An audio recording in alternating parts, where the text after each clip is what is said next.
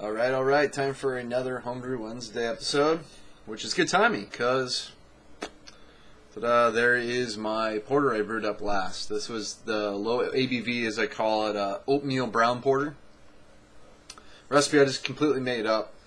It's kind of going for like an oatmeal stout, but I didn't use any roasted barley, so therefore it's not really a stout. And then I wanted to use brown malt for the first time, trying to make it sort of a mix between a brown ale and a porter, which I think color-wise definitely kind of hits it. It's hard to see in this light, but if I hold it up to the light, I get mahogany notes, and then away from the light, it looks pretty opaque, but it's definitely not opaque. And I thought, actually, I didn't do a secondary on this one. It seems like it's fairly clear right now. It's a little cold. I just put this keg this one up, so it just came off the draft system, but holding its head really well.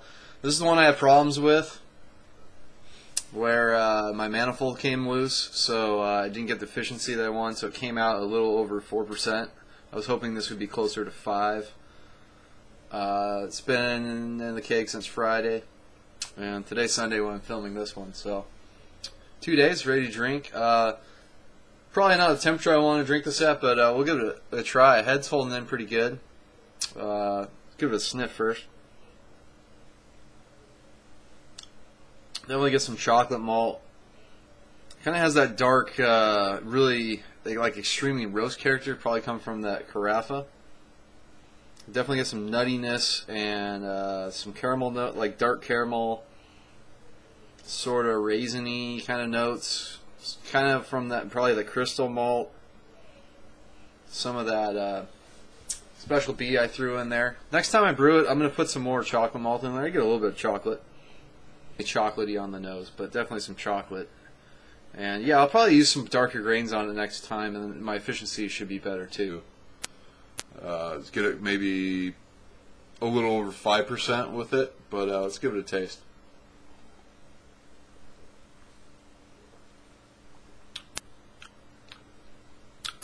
Yeah, definitely get more chocolate on the flavor, some nuttiness. It's pretty light bodied, kind of what I was going for. I wanted to have a really sessionable dark beer on draft. I still have my Kiwi IPA on draft, which is the all New Zealand hop beer. This one came out pretty good. Yeah, I'm liking the more it warms up. Some nice caramel notes on there. Next time I'm going to mash this a little higher too. I think it's maybe a little drier than I wanted. I used my own Mount Hood hops to finish it. I used Cascade for bittering just because I had an ounce of that and just wanted to kind of get rid of it. So I figured I'd just throw it in for bittering. But it's just something you usually don't normally do with Cascade. So it's pretty untraditional on the hop side of things. But malts, malts are...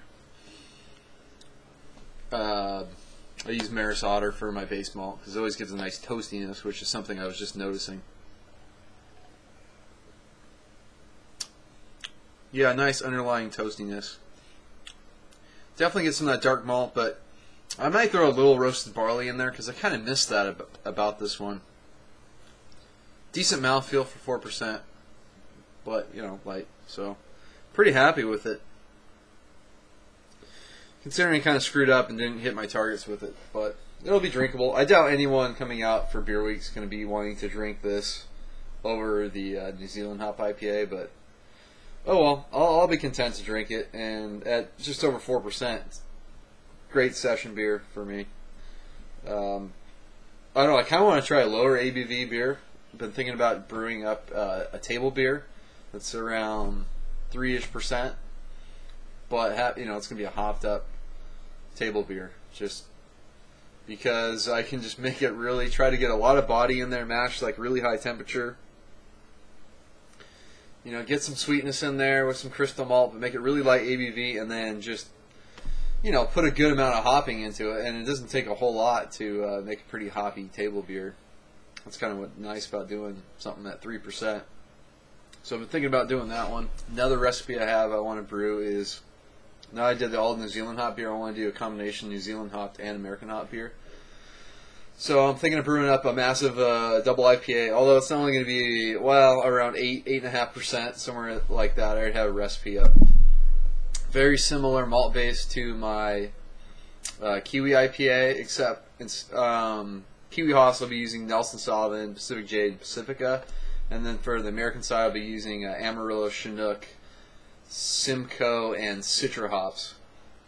Just Chinook just in the boil for bittering, whereas the rest of the hop varieties will be in for the length of the boil for bittering, and they'll be finishing and dry hopping with. So that's going to be a massive hopped. I'm hoping hopped double IPA. I keep kind of want upping the bitterness on it, so I'll probably brew that up when the Kiwi IPA kicks, and then after doing my 500 subscriber video, I thought about doing literally do a malt liquor, brew one up, but use a lot of hops in it. So it would be a hopped up malt liquor, and then actually use lager yeast for it, because I've never done a lager. So debating about doing that. Maybe I'll use like a California Common, just because, I don't know. Be something I'd maybe do in the wintertime when maybe my garage would be cool enough. I'm kind of playing around with that. I know some actual breweries have done examples of that, mainly being the brewery up in Orange County. They did one called Cornballer. And what else? I have a bunch of recipes I want to do. I have one for Belgian quad, barley wine, pumpkin beer, which I probably won't do because it's almost the end of October here and pumpkins are going to be gone. And then I have some coffee I got from Hawaii, from Hilo, and I'd like to use that in a stout, but I don't know. I'm going to take a break from brewing here for a while with beer week coming up, plus I have these 2 beers on draft. So hopefully by the time you see this, I've shipped out all my beer for the Hokie Homebrew Single Hop Challenge. I already sent out Dorf's package, so I sent him the Hokie Single Hop and a couple of my other homebrews, and then got SJ Pour and Hokie's packages out. I got them packed up as of this video, and hopefully they'll be shipped. And then hopefully we can. Hopefully I'm not like too late to, the one of the last ones shipping out. But hopefully we can get those out while they're still relatively fresh, so we can get that nice hop character on there. Hopefully it won't fade too much. So I'm looking forward to trying all those. And that's gonna wrap it up for Homebrew Wednesday, guys. Cheers. Okay, not done with Homebrew Wednesday. Beer mail from Dorf. We decided to do a separate trade for the Hokie Homebrew Challenge. I love that you freak me out, man. You put those caps in there. It always sounds like, it's a broken bottle, but got some chips. He always sends snacks. I forgot to send you snacks this time, so I did send you some hops, though, so hopefully you enjoy those. Thermometer from his Homebrew Evan Supply Shop. I'll put that definitely somewhere around my house. As always, Northwest Brewing News, and I have bottle opener, a couple fishtail coasters. I can get fishtail beers down here actually, and then there's some caps down in there. White caps. I do not have white caps, and I will certainly be using those caps too. Those will not go to waste. And he labeled his beers, so I'm going to take a quick break, make sure I get these off, and I'll show you the labels on them. Okay, got the bottles unwrapped. First up is the Black Magic Belgian Dark, Dorf Brewing, Everett, Washington. 6.8%. Very nice, man. I think I remember seeing you drinking this one, and sounded awesome, so I'm glad you sent me that. And then we have, of course, the Dorfcade Single Hop Hokie Homebrew IPA. 6.5%, so yeah, yours finished about almost the same as mine, but very nice labels. So thanks, man, I appreciate it. Going to be enjoying the snacks, hopefully enjoy my hops I sent with it. I didn't do any snacks this time, I just didn't get around to it, but I'll make sure to get some to you next time. So that wraps it up. Until next time, guys, cheers.